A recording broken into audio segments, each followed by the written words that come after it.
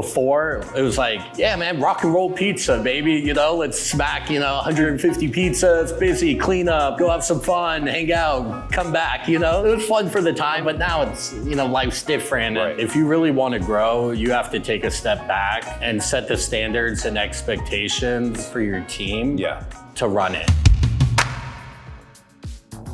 Today we're in San Francisco with Neil from Longbridge Pizza Company, and we're gonna take a tour of his pizzeria.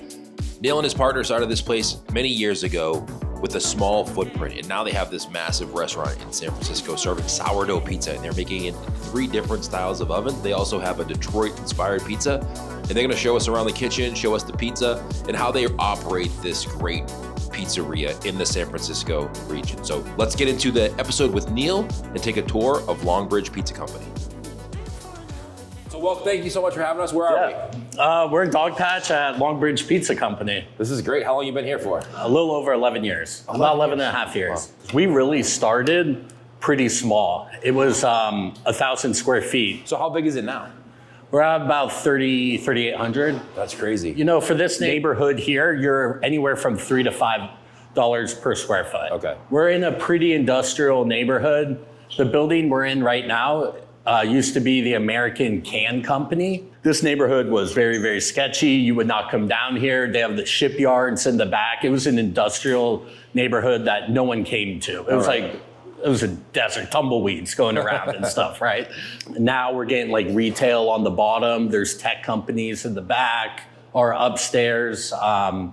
There's like just so much cool shit going on. Yoga studios, just everything, small little architectural companies, just basically anything you could think of in this massive building. They've like chopped it up and people just have like squares. Right. It could be, some people have 10,000, 20,000, 30,000, 40,000 square feet. I've got 4,000. Some people have like 120 square feet. Wow. So you started your pizzeria here in 11 years ago now. Yeah, 2014. And how did you get started in pizza? So I got started in pizza from Scott Wiener, Scott's Pizza Tours. Okay, yeah, I know. That's so very familiar with that. We went on the pizza tour, hit John's, Joe's, Lombardi's. Scott was so enthusiastic, so just, on top of it, telling us stories, giving us the history and everything. So he gave me a list. He's like, hey, when you go back to San Francisco, go check out these pizzerias. What did he give you? Pizza Hacker and Tony's. Okay. But Pizza Hacker was this rogue guy in the Mission District who had a Weber grill, poured refractory cement, and made a wood oven. Okay. With like 3 different pieces you can remove. So he called it the Frankenweber. Yeah, that's funny. I'm like, all right, I'm really interested in this. I want to get a job in more of a formal setting. So I find that Tony's is hiring for Wood Fire, Neapolitan line. That his main flagship location? Yeah, North Beach. Okay. So he gave me the opportunity, very grateful. I worked there for a couple years learning how to work in a restaurant and how to work a real oven and just how to really make pizza. And I helped open Capo's, which was his Chicago-inspired really cool restaurant there in North Beach also. I worked there for 6 months. That was like 11, 12. We were building this in 13. And then we opened it in 14. Oh, wow. So you worked for Tony for a few years. That's why you really learned how to run a restaurant, a pizza restaurant. How to work in one. Yeah. I didn't learn how to run one. I think I'm still learning how to run one. Good point. But, so what kind of pizza did you serve here? I love that question. I know it's a loaded question. Yeah. It's like, let's go with Artisan New York. We trained the team, sourdough Artisan New York. Okay, good. That's a good way to say it. And even when we do our Detroit style, we say Detroit inspired. Okay. Right? Because even them, the Detroit people who've come in the Midwest, they're a little bit like that too. This ain't Detroit style. Sausage on top. Now you've been around for a long time, so it must be doing pretty well for you. Yeah. Every year, we've slowly grown. So I opened this place with a college, we went to high school together. We were college roommates, and then we got together and opened this spot. He owns 50%, I own 50%. Right. And we literally shoestring this thing together, very, very inexpensive. And we did a lot of the work. We laid the tile. My dad would all right, here's the level. Right. You guys put the tile on the wall, you know, so we saved as much money as possible. But what we did is we just opened the doors. No going to any PR thing or anything like that, because we didn't know what we were doing. So did you want to start slow? Was that the goal? Yes. Like, okay. Yes. We wanted to start very slow. We just wanted to serve the community, right? And just get the doors open and figure out what to do, because we started from line cooks to business owners.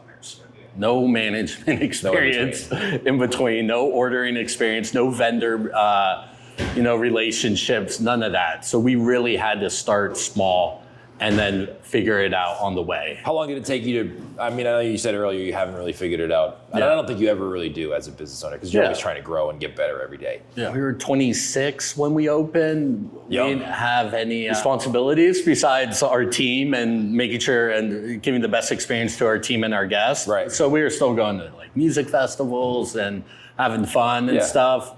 So, 4 or 5 years down the road, I got married. I'm going to be starting a family, and we should probably take this a little more serious. And that's when it started. Yeah. Nice. So it started with listening to you. Thank you for that. When you brought on Donald Burns for one of the episodes, Oh, yeah. I started working with him. Okay, so I good. reached out to him in 2021, and Donald was the person I hired as my restaurant coach. Oh, nice. Did he come into the store? Did he come in here? No, he hasn't been in here. So it's all virtual? All virtual. So just giving you systems and like coaching you and saying, all right, tell me about your business. This is what you need to do, and this is how to do that. Yeah, and what I really like about him is, a consultant will come into your restaurant, give you everything, here are the recipes, here are the standard operating procedures, and see you later, man, good luck. Right. Maybe a check-in here or there. What I like about coaching is that they're giving you tools to set you up. Really, he's helping me with like personal, like mindset. So he's really helped me out with that and how to be a leader. Then it's like systems, processes, but it really starts with people. That's the whole thing. Starts with me and then people and communication. So we have all these different things on how to be better communicators, how to like time management, all the soft skills. Yeah, definitely. The more I do of these videos and the more pizza shops I go into, pizza is the easy part. Yeah. Like the pizza itself, making the pizza, the dough, coming up with the recipes, that's the easy part of the pizza business. Yeah. And when you're the owner, it's the part you do the least. It depends, what you want from your business. If you want to be on the oven all the time, and Andrew and I were on the oven all the time. For the first 5 years, we were here all the time figuring it out. Right. Dialing it in, and we were doing these expansions over time. So as we expanded and took more space, we had to like turn equipment, build new systems, build new procedures. So I totally agree with that. If you really want to grow, you have to take a step back and set the standards and expectations and the training for your team to run it. Yeah, and I really think it is like where you are, right? Kind of what I was talking about before, where I was personally. Yeah. Before, it was like, yeah, man, rock and roll pizza, baby. Let's smack, 100 pizzas, 150 pizzas, busy, clean up, go have some fun, hang out, come back. It was fun for the time, but now it's, life's different. Right. And now It's fun for a certain period of time. Then you realize like there's other fun things you can do that don't involve that. Yeah, exactly. Could we take a look? Can you take us around? Like, Yeah, show of us around a course, little bit? of course.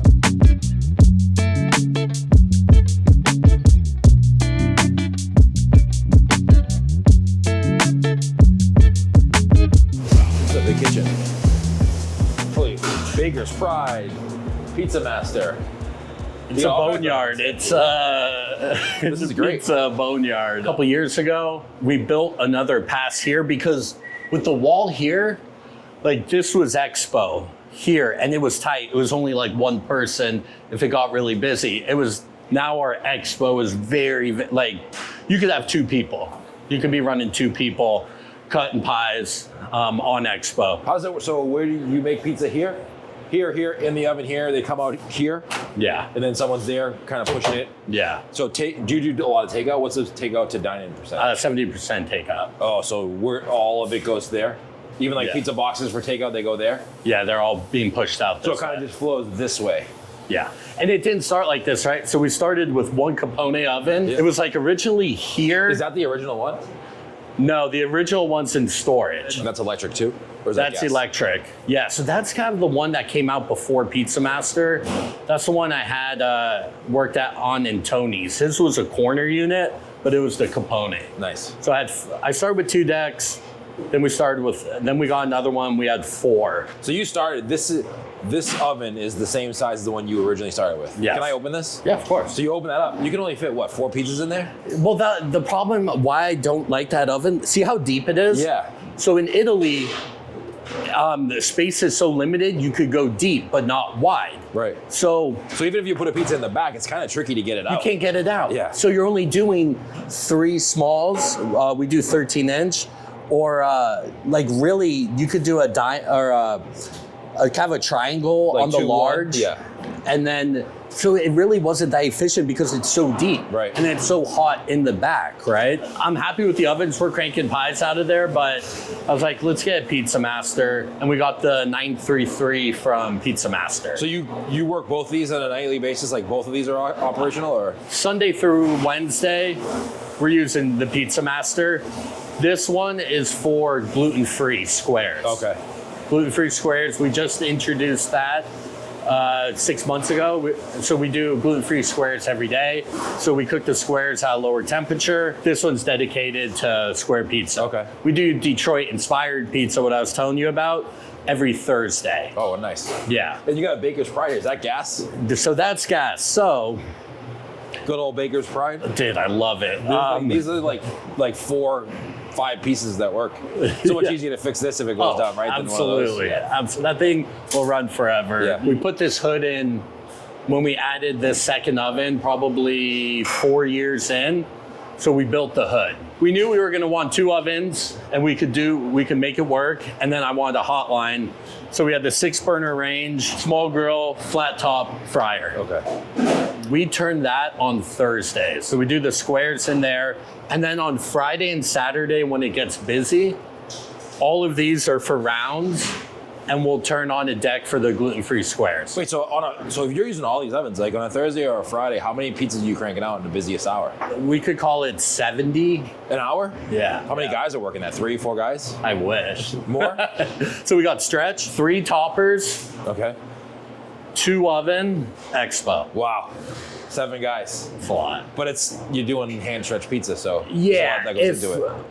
So Because you got to work the oven too. You got to watch the oven and move it. yeah, and they're 5-minute pies. They're pretty quick. There's some things that I need to dial in with it. And the second oven guy will be getting drawn to salad a little bit. So he's not completely on it. And then this guy will watch it a little bit. Can everybody that works in here do everything? For the most part, you put your aces in your places on Yeah, Friday yeah, night. yeah.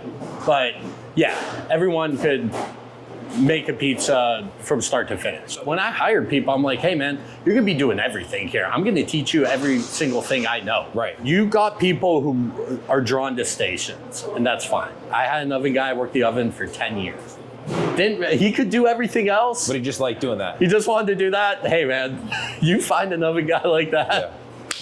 go for it. Right. If you don't understand how important it is to stretch because you never stretch, because when holes are in the pizza and there's thin spots, it's like, what the heck? Right. But someone who tops and only does topping doesn't understand the importance of stretching, because he's not seeing the effects of a poorly stretched pizza. Right. So being able to understand the whole thing is really important. That's interesting. And what size pizzas do you have? Small and large? Yeah, small and large, 18-inch and call it 13-inch. Okay, good. But yeah, so we've slowly grown. Let's keep it going. Let's go.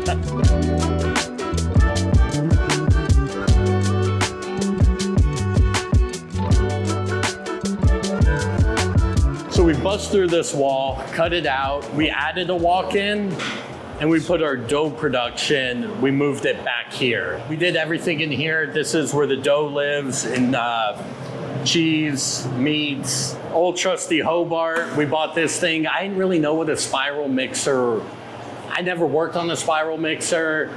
We rented a Hobart for the first 6 months or first year, We had like a little 30 quart on the floor. It was cute. Is that a 60 quart? Yeah. Yeah. So we made the investment, bought it. It's a workhorse. What's the difference between a whole bar and a spiral mixer? Like, They're just going to say the spiral mixer is going to be a little softer working it so that your like friction factor, it won't raise your temperature, be a little more gentle on the dough. I have never worked on one. So then we added this walk-in. We stored beer here, veggies. This is our starter whole wheat blend, 50-50. Do you use a different flour for your starter than you do for the dough? Same flour? Same, yeah. So we're doing type 00 normal, central milling, organic, and the whole wheat medium, organic, central milling. So you're mixing flour? Yeah. How much a percentage? You don't have to say if you don't. Oh, no, I don't care. It's about 15 to 20%. Do you have a dough person? Yeah, so we have a prep person, Luis. He works 6 days a week. He comes in at 6 a.m., starts the dough. They're balling by 10 o'clock. It's about 4 hours. They'll sit bulk for a while. Then we try to get through the lunch rush and start balling around 1 or 2. Got it. We've gone through like doing sandwiches for like 2 years. And then for one of those years, we did it all day long. Then for one of those years, we did it till 4 p.m. And then we just cut it all together during COVID. So we've really been trying to like figure it out. So what we've settled on is Tuesday, we do a smash burger special. Really straightforward, really great beef from a French butcher in the building behind us. Smash burger and curly fries. That's our special on Tuesday. Wednesday, we went back to sandwiches. So now we do a chicken parm, vodka chicken parm, meatball, gabagool, and fresh mozz. During football season, we do wings on Sunday. You know, if you're working a line and you have burgers, you have sandwiches, you have squares, like the quality is going to dip. Definitely. The person or two people on those special station are just focused on that. All we got to do is smash burgers today. Smart. Bam. You know, and then it creates a little bit of a demand. And then people know, oh, Burger Tuesday, sandwich you really Wednesday. want that, you go for that day. Yeah, and we bring it consistently. So I like it. There was a bathroom back here. Now we have a team restroom. We have our dry storage here. We have our team office in here. Nice. Lockers. Yeah, perfect. This is awesome. Yeah, so now we're set. No more knocking down walls for now. Do you think you're done with this location? Yeah. For now. Yeah. So this is it, man. 11 years later, and here we are. That's awesome. Yeah. One piece of advice. Let's wrap it up. What's one piece of advice after all your years of experience running this place? If you were starting over today, is there anything that you wish you would have done differently in the beginning from what you know now? Make sure your mindset's right and in a good place to take on all this responsibility and stress that you're about to take on, because it is nonstop. But if your head's in a good spot and you're able to communicate and lead your team, you're gonna have a much better chance of being successful. I love that. Thanks for letting us hang out here and showing us around a little bit. Appreciate it. Yeah, of course, Bruce. This is great. Yep. Should we make a pizza? Yeah, let's go. Yeah. Thank you so much for tuning in to this Pizzeria Insider video. Don't forget to hit like and subscribe and leave a comment below where you're watching this from.